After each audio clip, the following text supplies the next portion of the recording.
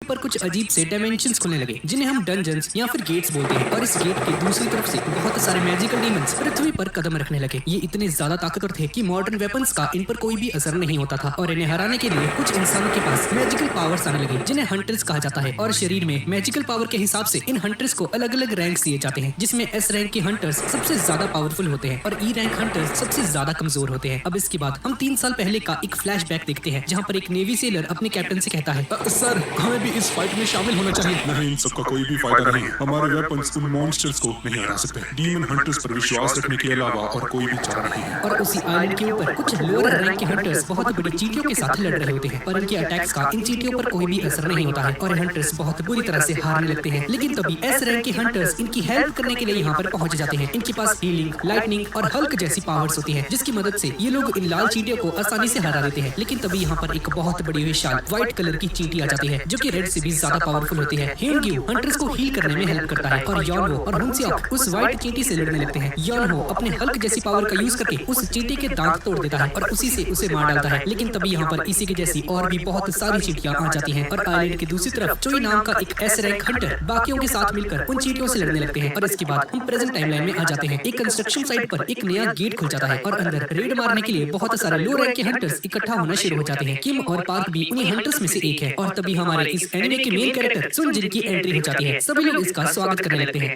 क्या हाल है? पेट भर के खाना तो खाया ना तूने? पार्क पूछता है कि क्या ये लड़का बहुत ज्यादा ताकतवर है क्या? सब लोग इसका इस तरह से स्वागत क्यों कर रहे हैं? अरे तूने गलत समझ लिया दोस्त। ये पूरी मानव जाति का सबसे कमजोर डीमन हंटर है। ये सबसे ज्यादा कमजोर मॉन्स्टर्स के साथ लड़के भी हॉस्पिटल पहुंच जाता है। वैसे हमें धीरे बात करनी चाहिए वरना वो सुन लेगा। पर सुन जिन ने इनकी सारी बातें सुन ली थी और ये भी मानता है कि ये सबसे ज्यादा कमजोर हंटर है। और तभी इसकी मुलाकात जूही से होती है जो कि आते ही इसे डांटने लगती है। तुम्हारे चेहरे पर ये चोट कैसे लग गई? हाँ, कितनी बार मैंने तुम्हें समझाया है। दरअसल पिछले मिशन में मुझे एक ई रैंक का गेट मिला था और मैं अपने ग्रुप में सबसे ज्यादा कमजोर था, इसलिए मॉन्स्टर्स के साथ लड़ते हुए मुझे ही चोट लग गई। सब लोग कितने मतलबी है ना, किसी ने तुम्हारी हेल्प नहीं की। अरे जाने दो यार, ये मेरी ही गलती है कि मैं इतना ज्यादा कमजोर हूँ। इसके बाद सभी लोग इकट्ठा हो जाते हैं और उस गेट के अंदर जाने लगते हैं। किम सुनजिन को कहता है कि हमारे पीछे रहना और इस बार घायल मत हो जाना। और दूसरी तरफ ओरियन हंटर एसोसिएशन का चेयरमैन मीटिंग खत्म करके अपने ऑफिस पहुंच जाता है और अपने सेक्रेटरी को मीटिंग में हुई बातों के बारे में बताता है। डीमंस को मारने के बाद हंटर्स को जो रिसोर्सेज मिलते हैं वो बहुत ही ज्यादा कीमती होते हैं। ये रिसोर्सेज या तो मैजिकल वेपन्स हो सकते हैं या क्रिस्टल्स भी हो सकते हैं जिन्हें बेचकर हंटर्स पैसे कमाते हैं। पर गवर्नमेंट इन रिसोर्सेज का इस्तेमाल करके एक नए तरह का फ्यूल बनाना चाहती है। एक ऐसा फ्यूल जो कि न्यूक्लियर से भी ज्यादा एनर्जी प्रोड्यूस करेगा और जिसका इस्तेमाल करने से एनवायरनमेंट में ज्यादा पोल्यूशन भी ना फैले। और यहाँ पर डंजन में डीमंस और हंटर्स के बीच में फाइट शुरू हो जाती है और सुनजिन फाइनली एक गॉब्लिन को मारकर एक क्रिस्टल को हासिल कर लेता है। लेकिन तभी अचानक से एक और गॉब्लिन इस पर हमला करने लगता है। जैसे ही सुनजिन इस पर काउंटर अटैक करता है अचानक से इसका ब्लेड टूट जाता है और गॉब्लिन इसके पेट के अंदर तलवार घुसा देता है जिसकी वजह से सुनजिन बहुत ज्यादा घायल हो जाता है। जो ही जल्दी से इसके पास जाके इसे हील करने लगती है और कुछ समय बाद हंटर्स फाइनली डीमंस के बॉस को भी हरा देते हैं और अपने सुनजिन को इस मिशन में भी बहुत ज्यादा चोटें आती हैं जिसे देखकर जूही को इसकी फिक्र होने लगती है और इसे बहुत ज्यादा डांटती है। और एक ई रैंक डंजन होने की वजह से हंटर्स को ज्यादा लूट नहीं मिल पाती है और सुनजिन के पास जो क्रिस्टल था वो भी इतना ज्यादा कीमती नहीं था। सभी लोग आज के मिशन से बहुत ज्यादा निराश थे। लेकिन तभी एक हंटर को एक दूसरा डंजन नजर आता है। इन्होंने आज तक एक ही गेट में 2 डंजन्स कभी नहीं देखे थे और नॉर्मली जब ऐसा कुछ दिखाई देता है तो हंटर्स एसोसिएशन के ओनर का वेट करते हैं उनकी परमिशन लेने के लिए। लेकिन किम और पार्क जिद करने लगते हैं अगर हमने एसोसिएशन को इसके बारे में बता दिया तो सारा खजाना एस रैंक हंटर्स को मिल जाएगा। हमें खुद जाकर उस सारे के सारे खजाने को लूट लेना चाहिए। पर ऐसा करना रिस्की था, इसलिए सारे हंटर्स आपस में वोट करते हैं कि कौन इस डंजन में जाना चाहता है और कौन नहीं जाना चाहता और 6-6 के वोट से स्कोर टाई हो जाता है और अब सिर्फ संजिन को वोट करना था। संजिन अपने मन में सोचता है मेरे लिए तो एक ई रैंक का डंजन भी कितना खतरनाक है, पर पापा के गायब होने के बाद मैं मेरी फैमिली की आखिरी उम्मीद हूँ। मम्मी के इलाज के लिए और बहन को स्कूल भेजने के लिए मुझे पैसों की बहुत सारा जरूरत है। मैं उस डंजन में जाने के लिए तैयार हूँ। और यहाँ पर हम हंटर सिलेक्शन सेंटर को देखते हैं जहाँ पर एग्जामिनर्स हंटर्स को एक ब्लैक बॉल को छूने के लिए कहते हैं और ऐसा करते ही इन्हें पता चल जाता है कि एक इंसान में कितनी ज्यादा मैजिकल पावर्स हैं जिसके हिसाब से इन्हें अलग अलग रैंक्स दिए जाते हैं और हंटर्स बनने के लिए इन्हें एक कॉन्ट्रैक्ट को साइन भी करना होता है। गाइड मास्टर चोई उन सभी एग्जामिनर्स से कहता है इंसान की एज से जेंडर मायने नहीं रखती है। मायने ये रखता है कि क्या वो अपनी जान को जोखिम में डालने के लिए तैयार है। और यहाँ पर शहर में 2 चोर एक लेडी का पर्स चुराकर भाग रहे होते हैं। लेकिन तभी अचानक से एक लड़की इनके ऊपर से कूदकर उस पर्स को छीन लेती है और ये लड़की कोई और नहीं बल्कि सबसे ज्यादा स्ट्रॉन्गेस्ट हंटर चाहिन है और ये लड़की एक एस रैंक की हंटर है। और यहाँ पर डंजन में ये सभी हंटर्स लगातार 40 मिनट से चल रहे हैं लेकिन अभी तक इन्हें कुछ भी नजर में नहीं आया। मुझे माफ कर देना, मेरे वोट की वजह से तुम भी इस मुसीबत में फंस गई। जूही, क्या तुम्हारे सर पर चोट लग गई थी जब तुम बचपन में छोटे थे? हाँ, तुम पागल हो चुके हो। अगर उस डीमन ने तुम पर थोड़ा सा और ऊपर हमला किया होता ना तो तुम मर जाते। क्या तुम्हें अंदाजा भी है अगर थोड़ी सी भी गड़बड़ हो जाती तो तुम कितनी बड़ी मुसीबत में फंस जाते हैं?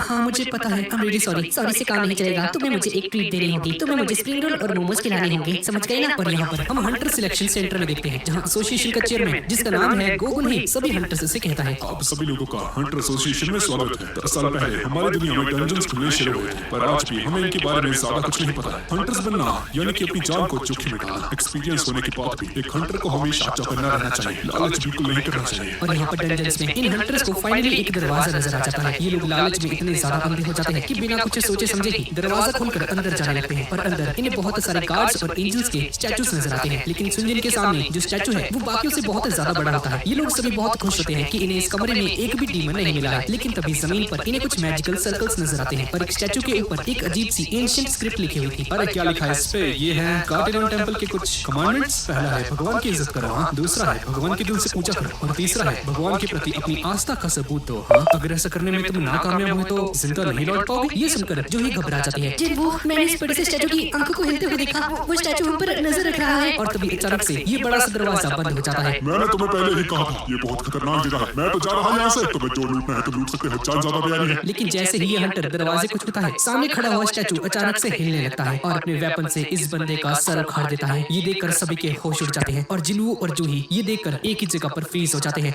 ये हंटर शायद डी रैंक था ना, उसका चाहे कुछ भी रैंक हो, पर वो मुझसे बहुत ज्यादा ताकतवर था और उस स्टैचू ने इसे एक ही झटके में खत्म कर दिया। ये क्या हो रहा है? मैं तो डी रैंक का डेंजर मिला था ना, यहाँ इतनी ताकतवर चीजें नहीं होनी चाहिए थी। अगर वो स्टैचू हिल रहा है तो इसका मतलब। जैसे ही जिन्वू उस बड़े से स्टैचू को देखता है तो इस स्टैचू की आंखें अचानक से हिलने लगती हैं। सुनजिन अभी तक बहुत बार मरते मरते बचा था। ई रैंक के गॉब्लिन से मार खाकर बहुत दिनों तक हॉस्पिटल में पड़ा रहा, अपने ग्रुप से अलग होकर एक अनजान जगह पर फंस गया और एक बार तो भूख और प्यास की वजह से मरते मरते बचा था, चाहे डंजन्स कितने भी लो रैंक के क्यों ना हो। जिन्वू हमेशा अपनी जिंदगी के लिए लड़ता रहता था। बहुत सारे हंटर्स जो उन क्रिस्टल्स को बेचकर पैसे कमाते थे, उनका यूज करके नए नए वेपन्स खरीद लिया करते थे ताकि और भी ज्यादा पावरफुल डीमंस को मार सके और ज्यादा क्रिस्टल्स इकट्ठा कर सके। लेकिन सुनजिन बहुत ज्यादा गरीब था और एक पुराने से ब्लेड को ही अफोर्ड कर सकता था, और अगर वो भी टूट गया तो इसे खाली हाथ ही लड़ना होगा। और जिन्वू के इसी डर ने इसकी ऑब्जर्वेशन स्किल्स को इतना ज्यादा बढ़ा दिया था कि इसे पता चल गया था कि कुछ तो गड़बड़ होने वाली है। और तभी जिन्वू सभी को नीचे झुकने के लिए कहता है और तभी इस बड़े से स्टैचू की आंखों में से बहुत खतरनाक लेजर बीम निकलती है जो कि किसी को भी राख में बदल सकती है। ये बड़ा सा स्टैचू चारों तरफ तबाही मचा देता है। सभी लोग डर के मारे चिल्लाने लगते हैं। किसी को समझ नहीं आता कि आखिर ये सब चल क्या रहा है। कोई भी अपनी जगह से हिलना मत, वरना वो स्टैचू हम पर दोबारा से हमला कर देगा। ये सुनकर सभी लोग शांति से बैठ जाते हैं। जूही ये देखकर बुरी तरह से डर गई थी और नीचे लेटकर अपना सर पकड़ लेती है। सॉन्ग जिन्वू से कहता है कि अगर ये अभी इसे झुकने को नहीं कहते तो अभी तक ये सभी लोग मर चुके होते। और स्टैचू के इस हमले में जिन्वू का लेफ्ट हाथ कट जाता है, जिसे देखकर जिन्वू थोड़ा सा घबरा जाता है और खून रोकने के लिए हाथों में पट्टी बांध लेता है। और जूही एक बी रैंक हीलर होने के बावजूद इसका हाथ ठीक नहीं कर सकती है क्योंकि बहुत ही जल्दी डर जाती है और ऐसी सिचुएशंस को झेल नहीं पाती है। इसी वजह से जूही को डी या फिर ई रैंक डंजन्स में ही मिशंस दिए जाते हैं। सॉन्ग स्टैचू को देखकर कहता है, मैं बहुत सारे डी रैंक डंजन्स में जा चुका हूँ, पर मैंने आज तक इतनी ज्यादा खतरनाक चीज कभी नहीं देखी। मेरे हिसाब से ई या फिर एस रैंक का डंजन है और ऊपर से उस स्टैचू के ऊपर कुछ कमांडमेंट्स भी लिखे हुए थे। पहला, भगवान की इज्जत करो, दूसरा, भगवान के दिल से पूजा करो, और तीसरा, भगवान के प्रति अपनी आस्था का सबूत दो। अगर ऐसा करने में नाकामयाब होते हो तो जिंदा नहीं लौट पाओगे। एक सेकंड, इसका मतलब है कि उस स्क्रिप्ट में जिस भगवान के बारे में लिखा गया है वो शायद ये बड़ा सा स्टैचू ही है। और यहाँ पर हम स्कूल में देखते हैं जहाँ पर जिन्वू की बहन पढ़ती है और इसकी दोस्त इसे कहती है, तुम्हारा भाई एक हंटर है ना? दरअसल मेरा भाई एक ई रैंक का हंटर है और हर बार चोट खाकर आता है और उसकी पूरी बॉडी पर हमेशा पट्टियां ही बंधी होती हैं। पर तुम ये सब क्यों पूछ रही हो? कुछ नहीं, ऐसे ही मैं शर्त लगाकर कह सकती हूँ कि मैं उससे ज्यादा अच्छे से परफॉर्म कर पाती। इसके बाद हम वापस से डंजन में आते हैं जहाँ पर एक हंटर गुस्से में आकर कहता है, बहुत हो चुका, अब मैं और नहीं रुक सकता। मुझे कल ही एक बहुत बड़ा कॉन्ट्रैक्ट मिला था, मैं इस जगह पर फंस कर नहीं रह सकता। मुझे खुद पर पूरा विश्वास है, मैं बिजली की स्पीड से भागकर इस दरवाजे से बाहर निकल सकता हूँ। लेकिन जैसे ही बंदा भागना शुरू करता है, इस स्टैचू की आंखों से लेजर निकलती है जो कि इस हंटर को जलाकर राख कर देती है और सिर्फ इसके पैर रह जाते हैं। पूरा शरीर इवेपोरेट हो जाता है। ये देखकर जिन्वू घबरा जाता है। देखने से ऐसा लगता है कि जैसे ये स्टैचू हमें कभी भी चींटी की तरह मसल सकता है, पर ये ऐसा कर क्यों नहीं रहा? ये बाकी मॉन्स्टर से बहुत ज्यादा ही अलग है। इसके पास हमें मारने की ताकत है पर ये ऐसा नहीं कर रहा। एक मिनट, सॉन्ग अंकल, पहला कमांडमेंट भगवान की इज्जत करो। शायद इस डंजन के कुछ रूल्स हैं। अगर मैं सही हूँ तो जिन्वू अचानक से खड़ा होने लगता है और स्टैचू की तरफ मुड़ता है। ऐसा करते ही स्टैचू हमला करने के लिए तैयार हो जाता है, लेकिन जिन्वू जल्दी से अपना सर झुका लेता है, जिसके बाद स्टैचू रुक जाता है। सभी लोग स्टैचू की तरफ देखकर मुड़ जाओ। हमें बिल्कुल वैसा ही करना होगा जैसा कि उस कमांडमेंट पे लिखा हुआ है, भगवान की इज्जत करो। और जिन्वू की बात मानकर सभी लोग अपना सर झुका लेते हैं और इसकी इज्जत करते हैं। पर ऐसा करते ही ये स्टैचू अचानक से शैतान की तरह हंसने लगता है। ये देखकर सबकी फटके चार हो जाती है, पर स्टैचू हंसने के अलावा और कुछ नहीं करता और सभी को लगने लगता है कि शायद ये अब घर जा सकते हैं। लेकिन तभी ये स्टैचू अपने थ्रोन से उठकर खड़ा हो जाता है और इन सभी की तरफ बढ़ने लगता है। नहीं, ये क्या हो रहा है? ये सब इतनी जल्दी खत्म नहीं हो सकता। हमें कार्डिनॉन टेंपल के दूसरे कमांडमेंट को पूरा करना होगा। भगवान के दिल से पूजा करो। ये सुनकर एक हंटर सामने आता है। शायद मैं जानता हूँ कि इसकी पूजा कैसे करनी है। मैंने बहुत से एंशिएंट गॉड्स के बारे में स्टडी की है, प्लीज मुझे ये करने दो। इसके बाद हंटर कुछ मंत्र पढ़ने लगता है, जिसके बाद स्टैचू सामने आकर रुक जाता है और अपने पैर से इस आदमी को कुचल देता है। ये देखकर सभी लोग घबरा जाते हैं और अपनी जान बचाकर यहाँ से भागने लगते हैं। पार्क अपने मन में सोचता है कि मैं इतनी जल्दी नहीं मर सकता। घर पे मेरी प्रेग्नेंट बीवी और मेरा बच्चा मेरा इंतजार कर रहा है। अरे नहीं, मैं नहीं मर सकता। पार्क एक स्टैचू के पीछे जाकर खड़ा हो जाता है, पर तब ये स्टैचू इसे 2 हिस्सों में काट देता है। और यहाँ पर भागते हुए जिन्वू अपने मन में सोचता है, भगवान की पूजा करो, भगवान की पूजा करो। पर इसकी पूजा कैसे की जाए? ये तो एक शैतान है।